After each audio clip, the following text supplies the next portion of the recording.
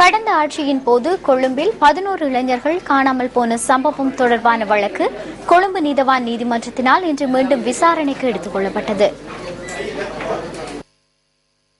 காணாமல் போன இளைஞர்கள் தடுத்து வைக்கப்பட்டிருந்ததாக கூறப்படும் திருகோணமலையில் அமைந்துள்ள முகாமிற்கு விசாரணை நடத்துவதற்காக அதிகாரிகள் குழு ஒன்று சென்றுள்ளதாக குற்றப்புலனாய்வு பிரிவினர் நீதிமன்றத்திற்கு இன்று அறிவித்துள்ளனர்.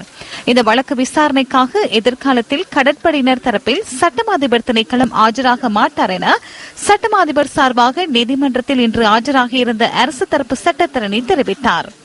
இதேவேளை இந்த வழக்கில் இருந்து விலகிக் கொள்வதாக கடற்படை சார்பாக பிரசன்னமாகியிருந்த சட்டத்தரணி நீதிமன்றத்தில் அறிவித்தார்.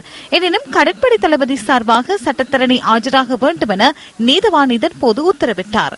எவ்வாறாயினும் சட்டமாதிபர் மற்றும் போலீஸ் மாதிபர் இருவர் சார்பாகவும் சட்டமாதிபர் திணைக்களம் பிரசன்னமாவதாக அரசு தரப்பு சட்டத்தரணி கூறினார்.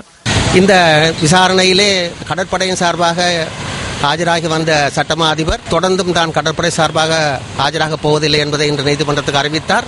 போலீஸ் மா அதிபருக்கும் சட்டமா அதிபருக்கும் மட்டுமே தான் ஆஜராகுதோ என்று தெரிவித்தார். இந்த வழக்கு விசாரணையை நீதிபதி அவர்கள் ஜூன் மாதம் 3ஆம் தேதிக்கு ஒத்திவைத்துள்ளார்.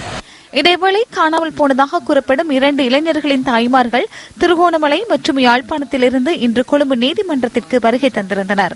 இந்த வழக்கு விசாரணைகள் ஜூன் மாதம் 3ஆம் தேதி வரை ஒத்திவைக்கப்பட்டுள்ளது. கடந்த அரசாங்கம் இதிலிருந்து தப்பிக்க முடியாது.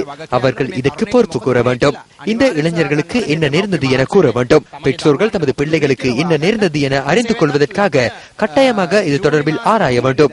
எவ்வாறாயினும் ஜூன் மாதம் 3ஆம் தேதி இந்த வழக்கு விசாரணையை நீதிமன்றத்தில் பகிரங்கமாக முன்னெடுக்க தீர்மானிக்கப்பட்டுள்ளது. அதன்படி இந்த பிள்ளைகள் எவ்வாறு கடத்தப்பட்டனர் என்பதனை நாம் அறிந்து கொள்ள முடியும். இதற்கு யார் பொறுப்பு கூற வேண்டியவர்கள் என்பதனையும் அறிந்து கொள்ள முடியும்.